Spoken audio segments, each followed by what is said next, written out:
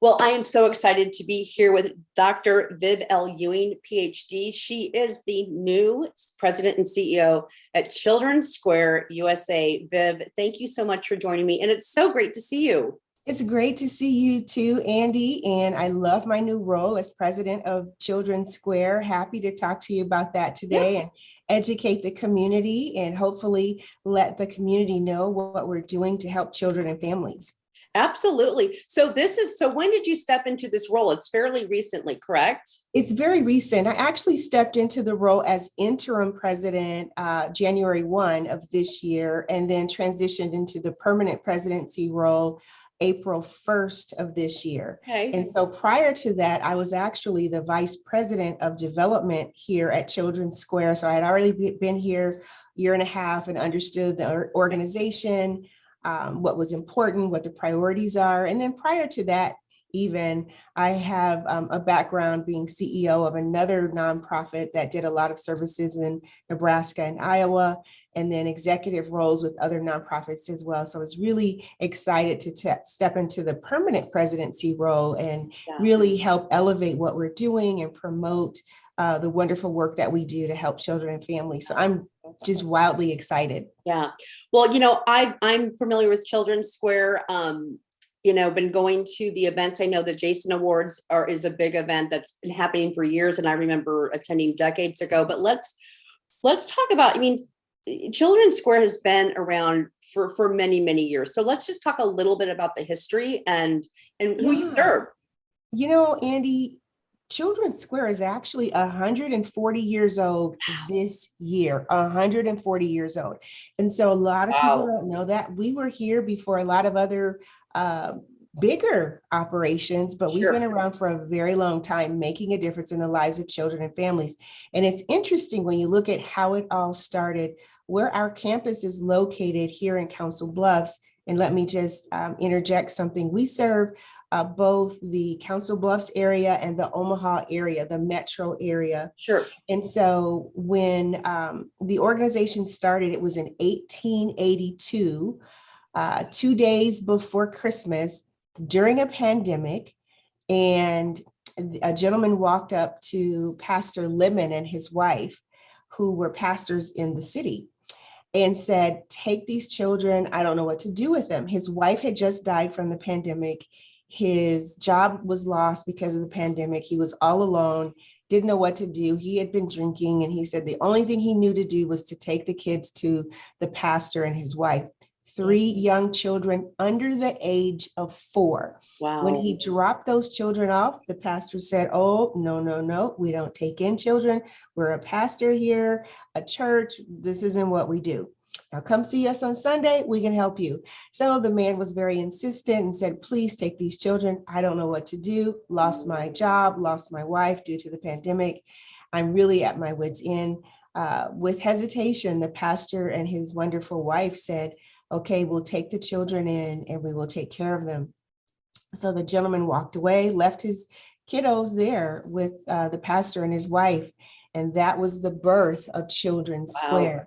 It started off as a children's orphanage and then grew into what it is today, providing over 30 different types of services for children and families, at-risk children and families. Wow. So that's a little bit about how it got started. And now we provide a whole array of wraparound services for the children and for the families, because we believe it's important to not only serve that child, but also to help that mom, that dad, that caregiver, grandmother, or that aunt who's raising those children, give them the support and tools they need to be effective as that parent or guardian. Yeah. So let's talk a little bit about our kids. So Children's Square, kids are staying at Children's Square. Are they connecting to kids in the community? All of the above. We have several different programs here, depending on what that child needs. We have, first of all, let me just give you a nutshell of what we have, and then I can talk a little bit more about living here versus coming here for services. So we serve over 1,000 children and families every single day, 365 days of the year, Monday through Sunday. The whole week. So what we do is we provide early childhood education services. We have a school on our campus for special needs children, grades 1 through 12. We have a children's emergency shelter, which is a short-term stay for children who need that emergency place to stay until more stable housing can be provided for them. We do have children that stay on campus in our residential program. These are children that are in our pediatric mental health, psychiatric health facility, and they live here on campus receiving services, learning how to manage their behaviors, learning how to set goals for themselves, because our goal is to make sure they grow up with a bright future. We show them how to do that here at Children's Square. So yes, we do have some children that live on our campus. We have cottages where we have adults, our staff living there with the children, teaching them what it's like to live in a positive family environment. They have to help prepare the meal, just like you would have to do at home if you're a child. You're going to have to help clean up the kitchen floor if you spill something. You're going to have to help set the dinner table for dinner or for breakfast. So we want those children to learn what it's like to be in a healthy family environment. So when they finish our program and they go back home to mom, dad, or a caregiver, they know what's expected in terms of being a part of a family. So we try to create that family environment while they're living here with us. They even have to clean their room. And so we teach them all of those skills in addition to addressing any behavior health or mental health needs that that child or young person might have.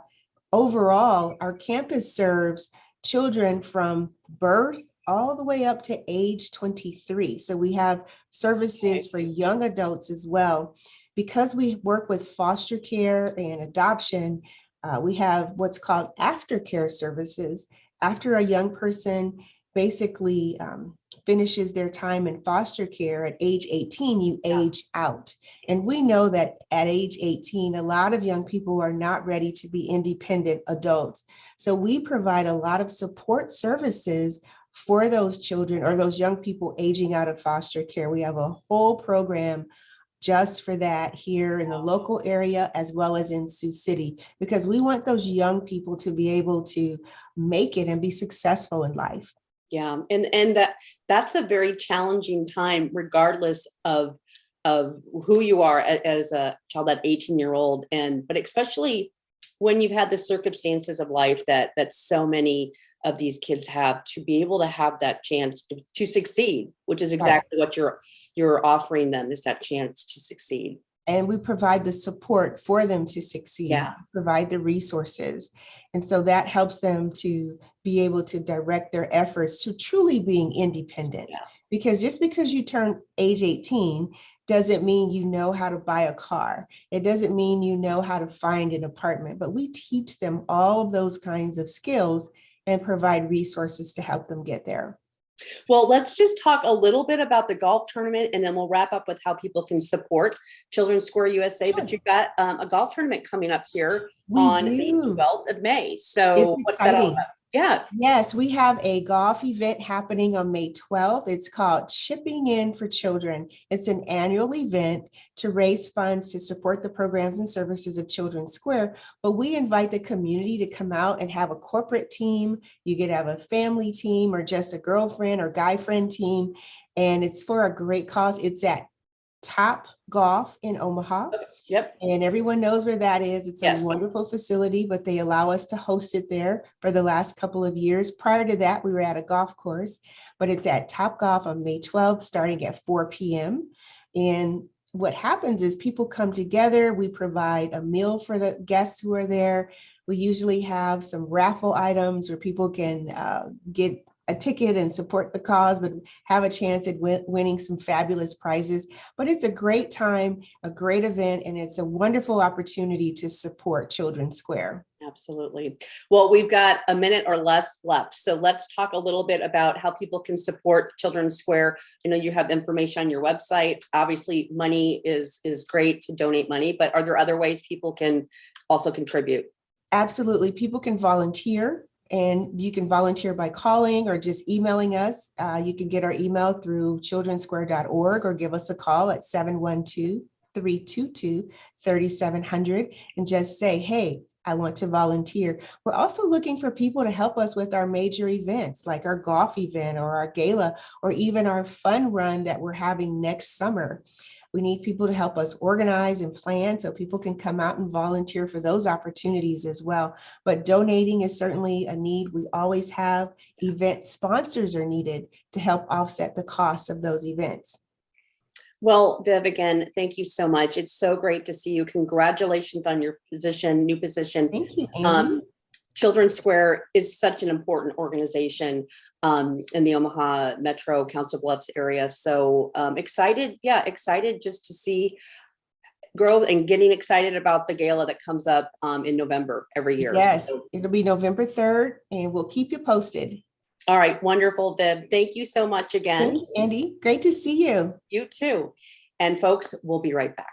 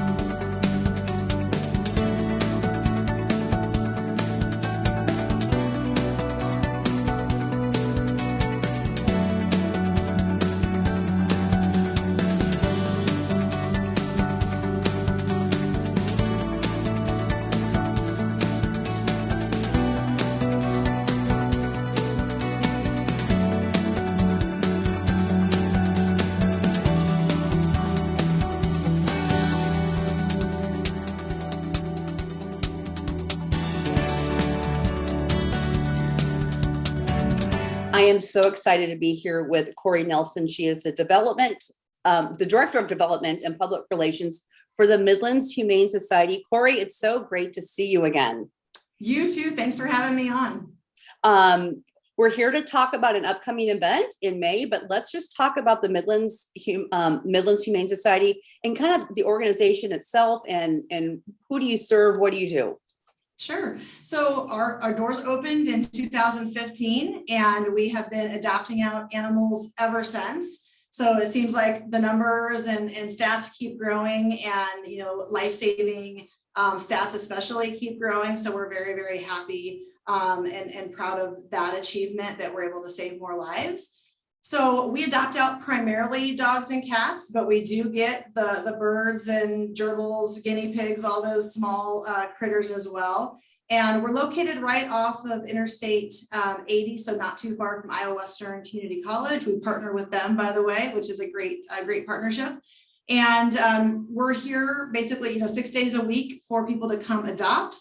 No appointments are needed. You can pop in and see what we have available. And we're always in need of fosters. So if you're interested in maybe as kitten season is starting, which it kind of has just hit that threshold with lots of little babies coming in the door, we'd love to talk to you. So give us a call. Yeah. Well, let's talk about the event that you have coming up in May. And as we were saying before we hit record is that because of the pandemic and the virtual piece of it, you moved it to September, but now it is back to May. So this is your annual gala. Do you have a theme this year? We do.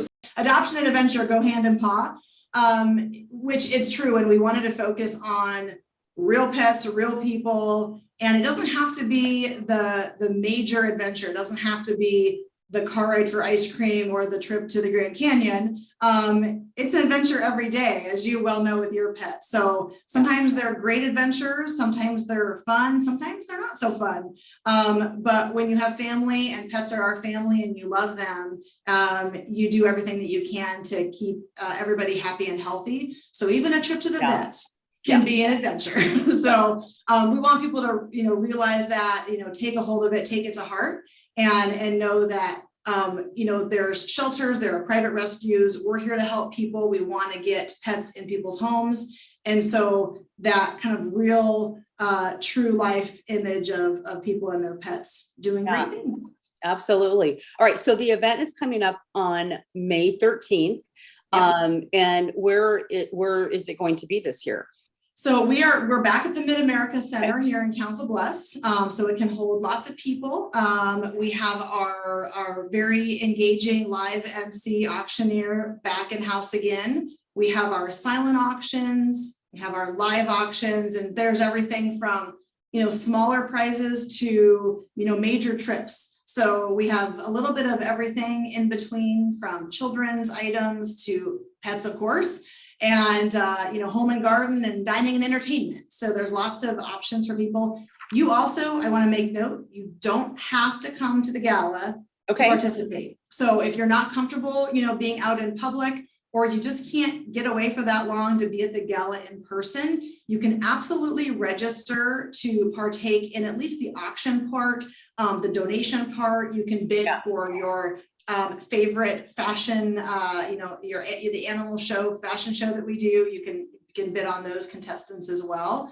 So you can do that via our website, and that's midlandshumanesociety.org/events, or you can text basically MHS Gala, so that's GALA 2022 to 243725, and you'll get a link. It's super easy, quick to do, and you can partake in all the at least most of the action, and that's about a week ahead of time. So join on for that.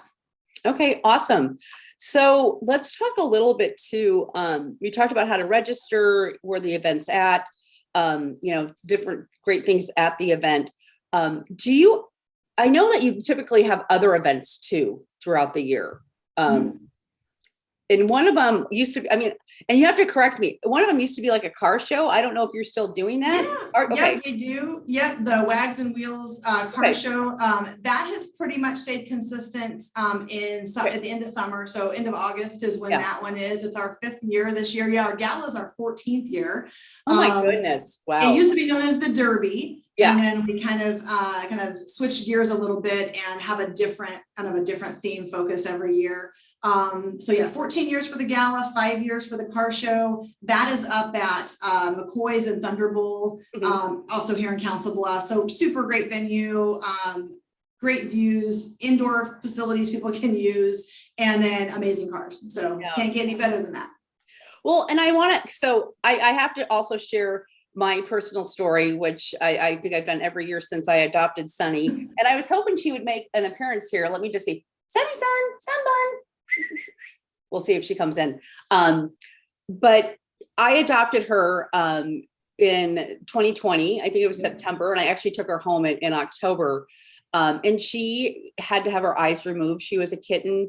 And, you know, I think a lot of times adopting a special needs pet, so to speak, makes people a little nervous, but you know what? And I have to say, I was a little nervous. I have 2 other cats. I wasn't sure how she was going to interact, or how they were actually, more importantly, going to interact with her. But she is just one of the family, and she runs around like nobody's business. She, you know, she doesn't know she can't see. The only thing I wish she could see were birds and things outside, but that being hopefully said, her hearing is super sensitive. Oh my gosh. Picture them in your mind. Yes. And she can hear birds outside. If there's a bee flying out the window, she will follow the bee with her, you know, with her head, because she can hear it energetically. But with that being said, I mean, how often do you get special needs animals into your facility? You know, it comes and goes. So there's rarely a time that we don't have something here with special needs. That might be an amputee. So there might be like a tripod, as we affectionately call them, cat or dog. We currently have 2 cats in the facility. We have a kitten who is feline leukemia positive. So that would be considered a special needs kitty as well, just for some of the things that people will need to do, just for her health, her longevity, the safety of other cats that might be around her. So her name is Reaver. And then we have an FIV positive kitty that's a 10-year-old kitty. And so again, those cats will just need a little extra attention as they move through life and still can do all the fun things. We had Reaver featured yesterday on the adoption option with Channel 3 News. And again, just like your kitty, you wouldn't really know anything is different if you just saw them, buzzing around the room. And she's no different. She just, really has to be the only kitty, or has to be with other FELV positive kitties, because it can be transmitted so easily, FELV in particular. But we do, we'll have, sometimes it's just a behavior that's a special needs, and the animal really has to be treated in a certain way, not brought out into certain environments where the animal's going to react adversely, and the owners need to be aware of that. So those are in the building regularly. Understanding barn cats, understanding all those things that you might want to bring in. And then, how to handle special, even small animals that might have some special needs as well. So pretty frequently, an entirely blind kitty isn't as common. Here, they might lose one eye because of an injury. We have a broken pelvis Siamese kitty in the building right now, who's just on cage rest, strictly cage rest. So probably more often than people realize, and the extra care that we give them before we get them out into a home like yours. Yeah. And again, I just stressing that, because, Sunny's blind. One of my cats, Sophie, has 3 legs.